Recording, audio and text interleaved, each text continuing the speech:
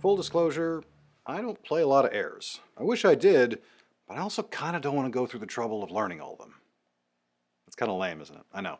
But this tune I learned on my very first trip to Ireland back in the mid-90s. I got this CD, the library shop. I think I got it at Trinity College, probably the gift shop in Dublin. And I have absolutely beat the hell out of it. It bounced around the floor of every car I had for probably a decade or so.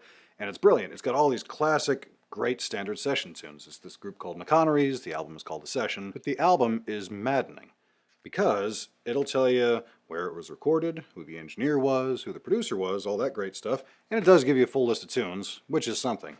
But if you open up the liner notes, it doesn't tell you anything about who actually played on the record. I have no idea who these folks were, which is a real drag because they're brilliant. They're fantastic. I did find out years later, like decades later, that the piper was Sean Oak Potts. Now, I'm not positive of that. I was never really able to confirm that, and I have no idea who the rest of the folks are on here. But it's brilliant playing. I'll link the track down below. Check it out. It's a great air. That being said, I tried to do my best to emulate his style, his piping style, on the whistle, which isn't 100% apples to apples, but that's how I play it anyway. Let's break down the basic melody.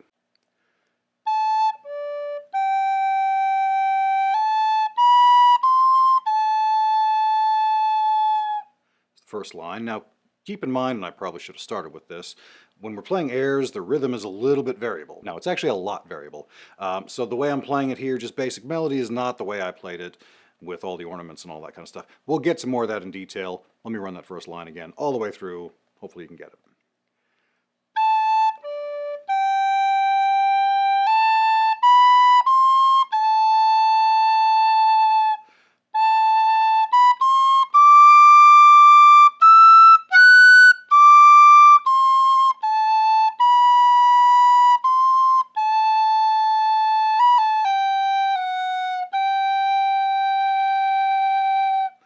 The whole first line.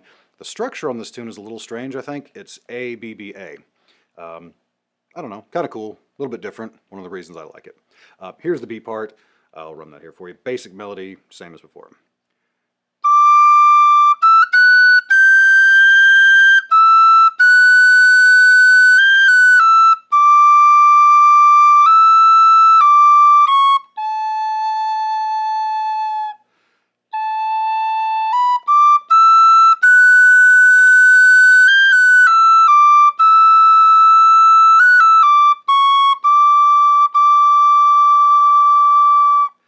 And that bit would repeat. So again, A, B, B, A. That's the whole tune. I think it's kind of a cool one. It's a beautiful melody. Let's talk about some ornaments and some of the variations and the deep dive kind of stuff, if you're interested in that level of minutia. Here we go.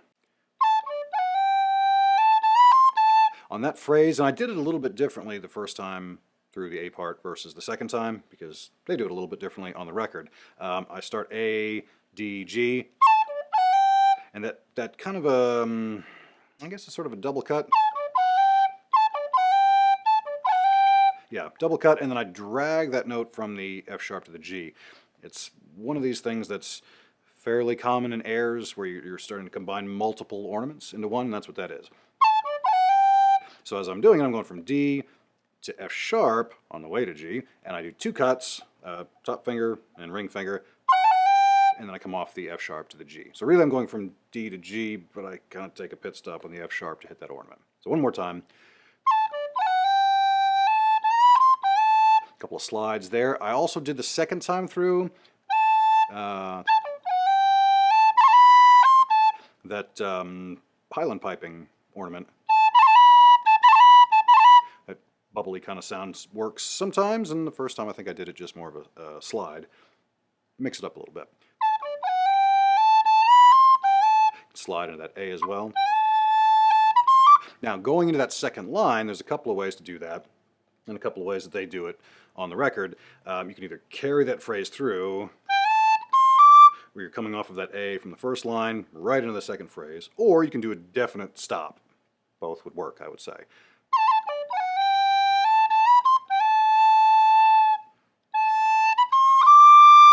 And as I hit that top D, I've demonstrated this in a few videos, but I'll pop two grace notes there.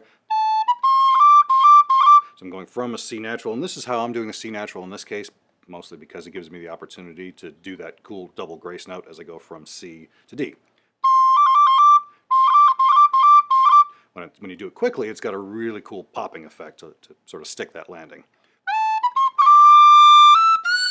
As I go to that highest note in the phrase, my oft-mentioned phrase myself, the highest note in this case is an F sharp. I'm going from an E to an F sharp. So I'm doing a couple things. I'm sliding into it, and I'm doing that same double grace note, which I think has a bird chirpy kind of effect. That's why I like it, particularly on the higher notes like that. So again, sorry. C natural is there. We'll get to a C sharp later. But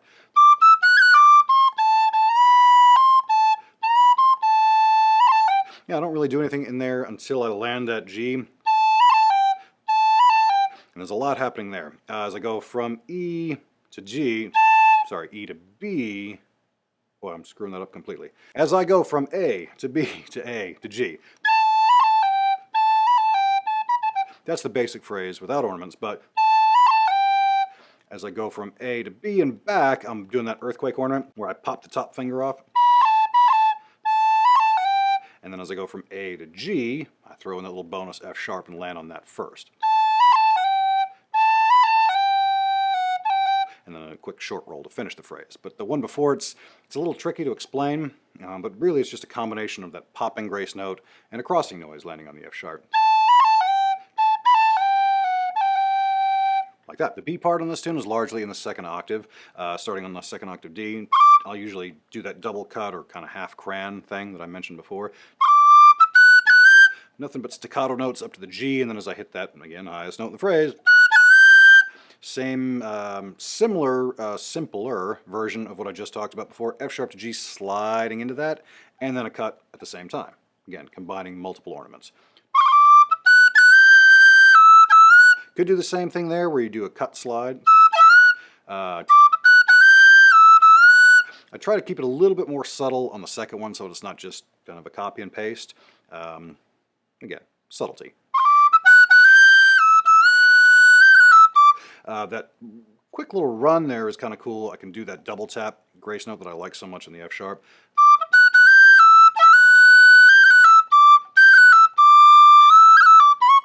Now, that one probably sounds a bit more complicated than it really is, or really it's the same thing we've talked about before.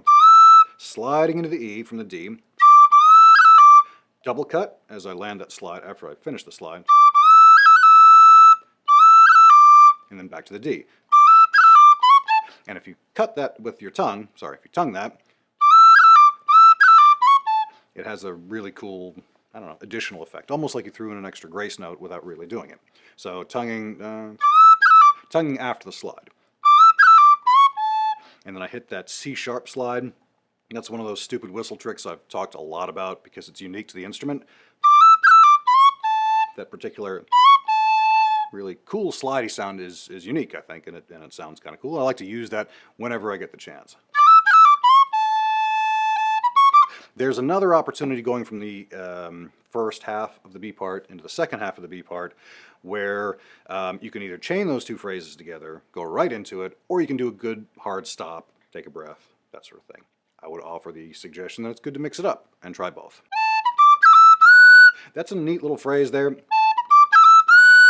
I like as it jumps the octave, you'd think the D is going to be the strong note, and then you hit that, I can hit that double tap, short roll on the E, and then jump to the F sharp, which is really the highest note in the phrase. All that is a combination of multiple double cuts. Sorry, I've got a double tap first.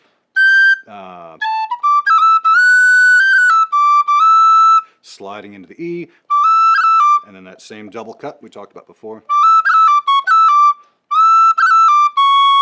And I got C sharp there, and then back to the E with a quick cut to land on it. Woo. And then a final cut to finish the phrase to separate the D. And then I would repeat that twice, and then back around to the A part where I might do things a little bit differently, like starting that phrase on the bottom D instead of on the A.